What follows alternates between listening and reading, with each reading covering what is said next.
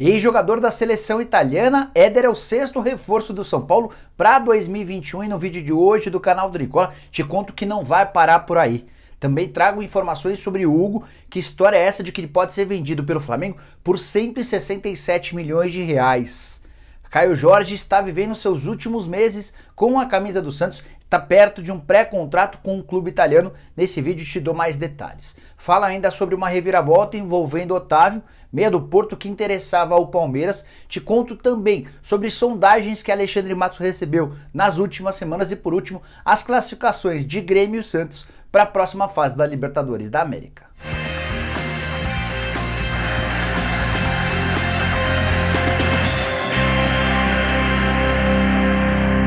Fala aí pessoal, sou o Jorge Nicola, bem-vindos a mais um vídeo do canal. Bem legal ter vocês por aqui. Antes de passar todas as informações, só pedir para deixarem like no vídeo, para se inscreverem no canal e para ficarem atentos, porque de segunda a sexta-feira tem o programa do Nicola sempre às 8 da noite, com entrevistas, muita interatividade, vocês perguntam, eu respondo. Ontem a gente chegou a ultrapassar a marca de 5.500 pessoas de forma simultânea. Se você ainda não viu o programa do Nicola, te convido para que nessa quarta-feira esteja com a gente. Combinado? Bora começar o vídeo falando que esse vídeo é um oferecimento de OneFootball, o aplicativo que você precisa ter no seu celular para ficar super bem informado sobre as coisas do futebol. Com o OneFootball você vai receber notificações das principais notícias do dia, seja do seu time do coração ou de coisas que realmente importam. E o mais legal é que o OneFootball ainda permite a você assistir de graça a jogos do Campeonato Alemão e Campeonato Francês. Isso mesmo, de graça na tela do seu celular. Curtiu, né? Então eu vou deixar na descrição desse vídeo um link, você vai baixar esse link, ele serve para qualquer modelo de telefone celular, sem gastar absolutamente nada. Bora começar o vídeo falando sobre as classificações dos brasileiros que disputam a pré-Libertadores. Grêmio e Santos fizeram as partidas de volta nessa terça-feira, fora de casa, e asseguraram a vaga no terceiro e último mata-mata antes da fase de grupos. A classificação do Grêmio já estava bem encaminhada depois da vitória em casa por 6-1 contra o Ayacucho na semana passada. O jogo dessa terça-feira foi meio que para cumprir tabela, tanto que o Grêmio mandou um time completamente reserva, nem o Renato Gaúcho embarcou para o Peru, jogadores titulares ganharam alguns dias de descanso. Ainda assim o Grêmio fez 2-1 de virada, saiu atrás no placar e Ferreirinha e Ricardinho marcaram os gols a favor do tricolor gaúcho, que enfrenta agora o temido Independiente Del Valle, ex-time de Miguel Ángel Ramírez. O Del Valle havia perdido a primeira partida para a União Espanhola por 1-0 fora de casa e nessa terça-feira fez 6-2 no time chileno, assegurando a oportunidade de um grande confronto bem pesado entre Grêmio e o Independiente Del Valle. Já o Santos empatou em 1-1 com o Deportivo Lara, jogo disputado na Venezuela. Confronto bem mais complicado para o Peixe, que havia vencido na Vila Belmiro por apenas 2-1. O Soteldo marcou o gol que abriu o caminho para o empate. Esse gol foi marcado aos 37 do primeiro tempo e o Anzola aos 17 do segundo tempo acabou marcando o gol de empate. Vitória e classificação fundamental para o Santos, que tem um time extremamente jovem e precisa pelo menos chegar à fase de grupos da Libertadores da América, pensando na possibilidade de receitas, Peixe envolvido em uma série de problemas. Bora falar agora sobre Alexandre Matos, o dirigente mais vitorioso do futebol brasileiro nos últimos anos. Foram uma sequência de títulos tanto por Cruzeiro quanto com o Palmeiras. Demitido do Atlético Mineiro desde 4 de janeiro e o nome dele deu uma sumida no mapa. Até fui consultar fontes minhas para saber se o Matos tinha recebido ou não sondagens e propostas. E sim, elas existiram. Pelo menos 3 times conversaram com Alexandre Matos. Entre eles, Vasco da Gama, Bahia e também o São Paulo. Todos, obviamente, antes de fecharem com seus novos executivos. A conversa que tinha mais potencial para andar era com o São Paulo, mas o custo do Alexandre Matos acabou o impedindo de fechar com Júlio Casares, o novo presidente tricolor. É importante contar que nesse meio tempo o Alexandre Matos decidiu estudar. Ele já havia feito um curso de capacitação em gestão na CBF, agora está terminando esse curso também na FIFA para ter diploma. Isso pode ser importante pensando numa carreira internacional. Só para lembrar que no ano passado ele chegou a fechar com o Reading FC, time da segunda divisão inglesa, e só não foi contratado de fato por causa da pandemia. Houve uma dificuldade muito grande na obtenção do visto de trabalho e ele precisaria desse visto para estar legalizado à frente do Reading. Bora falar agora a respeito da reviravolta envolvendo Otavinho, meia revelado na base do Internacional e que defende o Porto já há um bom tempo. Tenho te contado nos últimos dias que ele tinha oferta oficial do Milan, teve uma sondagem do Palmeiras e outra sondagem do Leicester da Inglaterra. Aquele que tinha menos chances de contratá-lo era justamente o Palmeiras, que se assustou com a pedida do Otávio. Jogador badalado, com ofertas da Itália, com sondagens da Inglaterra, além de uma negociação com o Porto, isso sem falar na diferença cambial, né? O euro hoje vale quase R$7 e complica demais para qualquer clube brasileiro na disputa com os gigantes europeus. Palmeiras não apresentou proposta porque sentiu que não tinha a mínima chance de contratá-lo. Tudo se encaminhava para que ele fosse para o Milan, que havia feito uma proposta e havia recebido uma contraproposta. Mas nessa semana a reviravolta se deu porque o Porto conseguiu se aproximar de fechar uma renovação do contrato com um meia brasileiro, que é titular absoluto há pelo menos 2 temporadas. Em entrevista ao Porto Canal, TV oficial do Porto, o presidente Pinto da Costa disse o seguinte, abre aspas, estamos em conversas diretas com os empresários e perto do acordo, está por detalhes, fecha aspas. O que eu fiz? Ainda durante o programa do Nicola dessa terça-feira entrei em contato com uma pessoa da família do Otávio para confirmar ou não essa história e a resposta foi que está quase fechado. Bora falar agora sobre a possibilidade de o Santos perder mais uma joia a custo zero. Caio Jorge, centroavante de só 19 anos de idade, titular absoluto durante a temporada passada, tem contrato com o Peixe somente até dezembro. Foram várias as tentativas das antigas administrações e também da atual de Andrés Rueda para que o Caio Jorge acerte a renovação do contrato. E isso é muito complicado porque além do assédio estrangeiro, o empresário do Caio Jorge, o Juliano Bertolucci, ainda tem 14 milhões de reais a receber do Santos, referente a uma série de empréstimos que foram feitos ao clube na tentativa de ajudar e essa grana nunca voltou. É possível que exista a renovação do contrato? Não é natural, não é o normal, embora não dê para descartar absolutamente nada no mundo da bola. A grande novidade é em relação aos clubes que estão interessados no Caio Jorge. Tem muita gente afirmando que o Caio vai ser jogador do Milan a partir de janeiro do ano que vem, que o Milan esperaria pelo fim do contrato para ter o jogador de graça a partir do dia 1º da próxima temporada. A informação que eu queria dividir com vocês de forma exclusiva, baseada naquilo que eu ouvi de uma pessoa muito chegada ao Caio Jorge, é de que hoje o clube europeu mais próximo de assinar um pré-contrato é o Napoli, que apresentou um grande projeto de carreira para o menino de 19 anos de idade, com um salário bacana e com a perspectiva de transformá-lo num jogador relevante em algumas temporadas. O contrato não pode ter sido assinado ainda, até porque nem está nessa fase. Ele vai poder assinar um pré-contrato a partir de 1º de julho.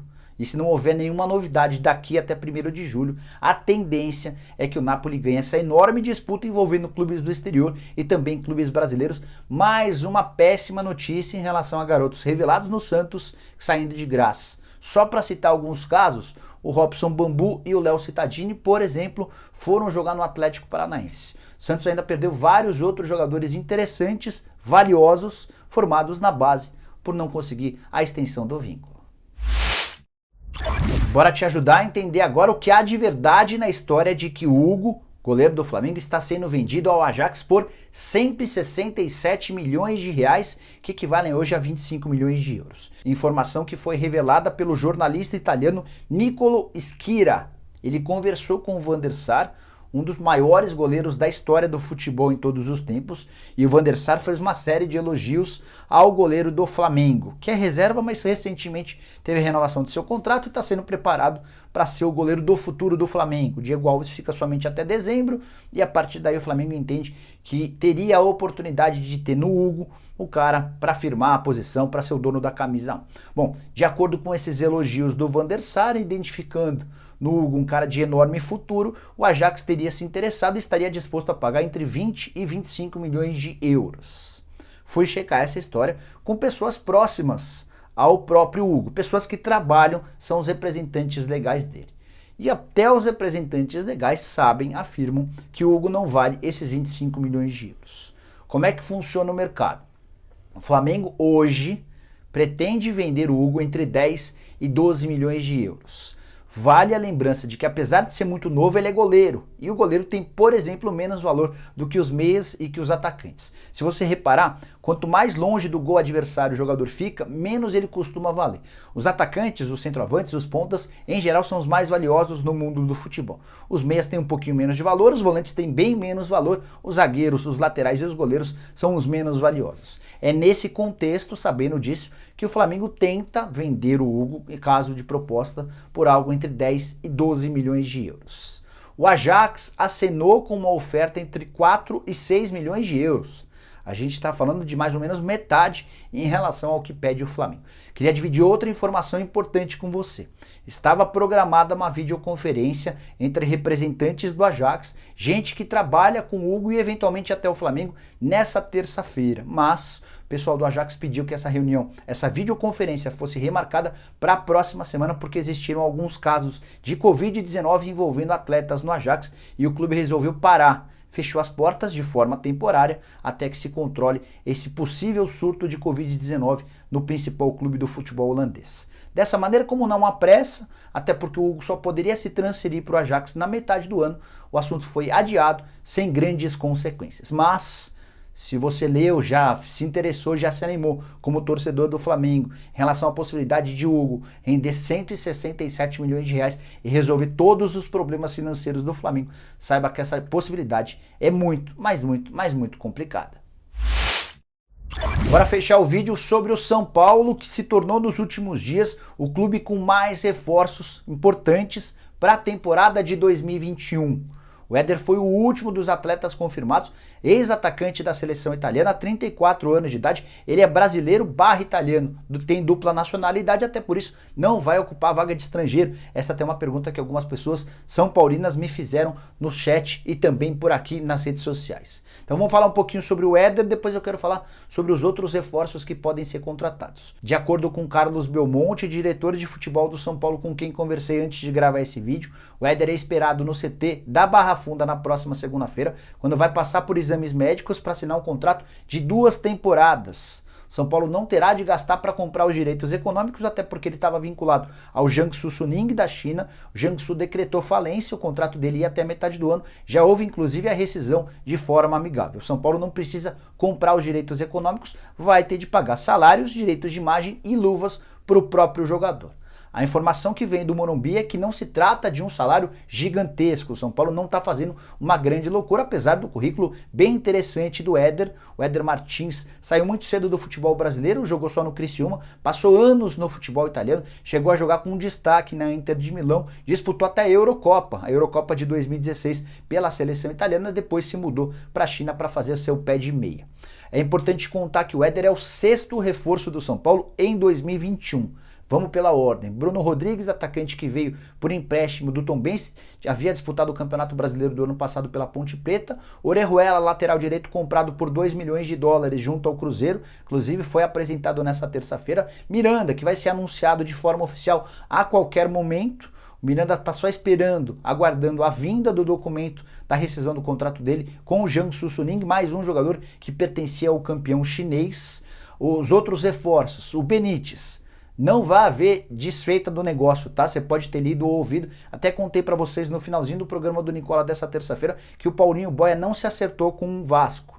Ele iria como uma contrapartida. O que vai acontecer é o São Paulo e Vasco tentarem encontrar um outro jogador que atenda a necessidade do clube de São Januário. Mas o negócio está feito. O Benítez será atleta do São Paulo por empréstimo até dezembro. Empréstimo de 300 mil dólares junto ao Independiente da Argentina. William, volante, de 34 anos de idade, revelado no Palmeiras, com passagem no futebol mexicano desde 2013, é outro reforço praticamente fechado. Ele vai assinar com o São Paulo até dezembro. São Paulo não vai ter custos, até porque o William rescindiu seu contrato com o Toluca, além do Éder, 6 novidades para a temporada. Negócio fechado, não vai vir mais reforços? Não é bem por aí. Também de acordo com o Belmonte, o São Paulo ainda busca um zagueiro a pedido do Hernan Crespo. O técnico argentino gosta de ter 3 zagueiros no elenco titular e entende que há necessidade de contar com pelo menos mais um zagueiro um pouco mais experiente. Ele inclusive havia indicado, de acordo com o Belmonte em entrevista ao Arnaldo e ao Tirone aqui no YouTube, a contratação de um zagueiro chamado Figal, zagueiro de 26 anos de idade, argentino que pertence ao Inter Miami. O time do David Beckham, o time americano, nem quis abrir conversa com o São Paulo. Então a tendência é que o São Paulo, com a ajuda do Crespo e também do seu sistema de inteligência na busca por reforços, que ele traga mais um reforço para a zaga, alguém com 25, 26, 27 anos de idade. Cheguei a contar para vocês nessa terça-feira que o São Paulo desistiu da contratação do Gabriel Neves. Chegou ao seu limite, o Nacional não quis reduzir a pedida, pelo contrário, consegue pedindo mais do que o São Paulo oferecia, e o São Paulo já inclusive comunicou de forma oficial ao Nacional que estava desistindo do acordo, então o Gabriel Neves não vem, pelo menos nesse momento. Sobre o Borré, dá para dizer que com a contratação do Éder, o Borré, o Diego Costa e companhia estão descartados? Sim, São Paulo nesse momento não pensa mais num centroavante. Como o Borré vive os últimos meses do seu contrato com o River Plate, se na metade do ano, livre no mercado, ele topar jogar no São Paulo, o São Paulo pode fazer um esforço, mas como eu já havia contado, haveria a necessidade de um investidor. Esse investidor não apareceu e o São Paulo ficou distante da proposta feita pelo Palmeiras.